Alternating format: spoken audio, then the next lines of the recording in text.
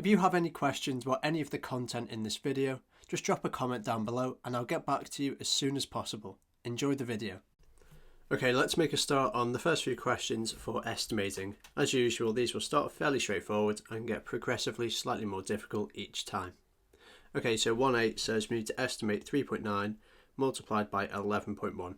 So remember, to estimate, we need to round to an appropriate value. So for this question, 3.9, we're going to round this to 4, and 11.1, we're going to round this to 11. So our question becomes 4 multiplied by 11, which is of course just 44. Okay, let's move on to 1b.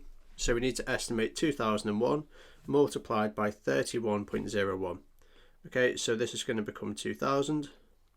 And we can say this becomes 30.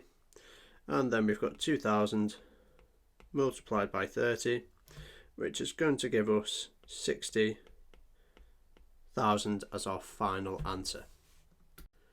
Right then, question 2 says that Tom sells 1,506 books at a cost of £6.95, and we need to estimate the total amount of money Tom has made from selling his books.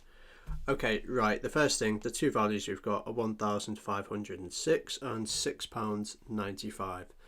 So we need to estimate both of these values, so we're going to do 1,500, and then we're going to multiply, of course, as this is the cost per book, multiply by 7.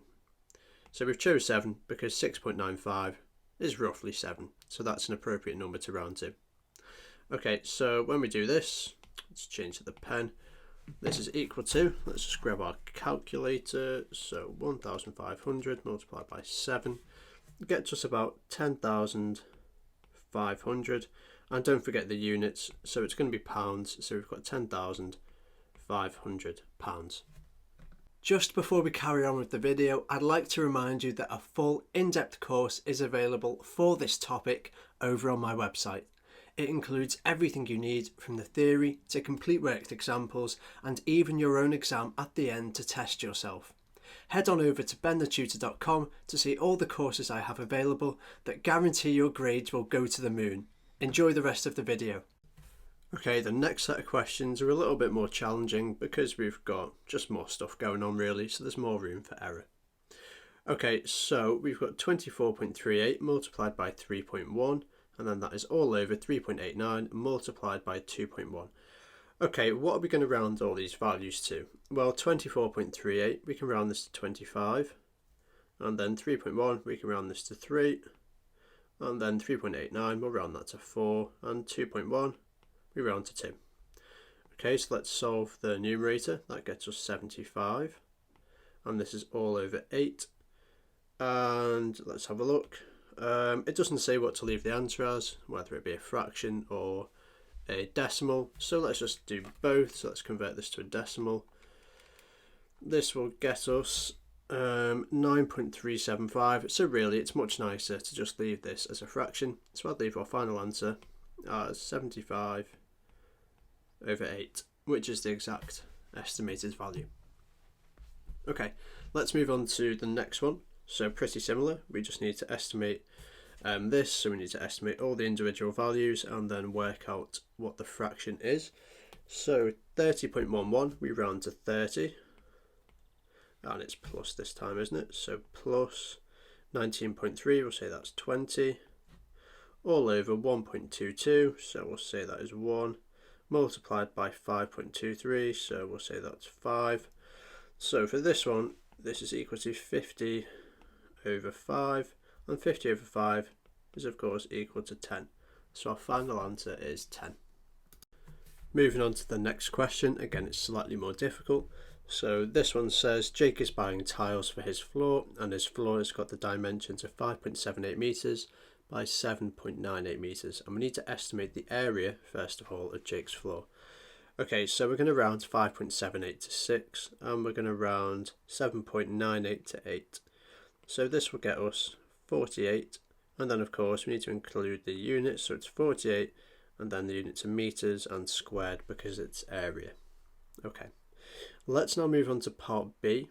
So for part B, it says, was this estimate an over or underestimate? And we need to give a reason for our answer.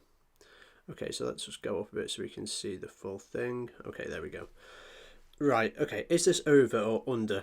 Well, we've rounded up here to get 6, and we've also rounded up here to get 8. So that means we're going to have a bigger answer than the actual answer. So this means all we'd have to say is we have rounded up, so it's an over estimate, and then you just say as we have rounded up both values, and that'll be enough to get the 2 marks for that question. It's an overestimate as we have rounded up both values. Just before we get into the next question, if you'd like to get some one-on-one support, just drop me an email over at tutoring@benthetutor.com and we can arrange a session. Okay, and for our final question, we are told that James runs half a mile and records his time at 6.23 minutes, and we need to estimate how long it would take him to run 10 miles. Okay, right, so the first thing is we can say half a mile is equal to, and because it's 6.23 minutes, we'll just say that's about 6 minutes, so 6 min. Okay. If he's going to run 10 miles, how many half miles are in 10 miles? So 10 miles is equal to 20 times a half mile to get the 10 miles in total, of course. So the final thing to do is to then multiply our 20 by our 6 minute estimate to get 120 minutes as our final answer for part A. Okay, part B says James goes for another for 1 mile. Okay, that doesn't make sense. So James goes for another 1 mile, I think they mean to say, and records his time as 12.89 minutes. Okay, he estimates that he can run 10 miles in 2 hours. Is James correct? Okay, so I presume that for this question they want us to use the new value for his mile time, which is 12.89. So we'll say that 1 mile this time is equal to 13 minutes approximately. Okay, then we're asked how many times he can run 10 miles, what time he does 10 miles in, with an estimate. Okay, so all we need to do is 130, which comes from our 10 miles multiplied by 13 minutes. So that gets us the time for 10 miles, 130 minutes. And then we just need to say, is this less than 2 hours or is it 2 hours? Okay, so we can then just say 2 hours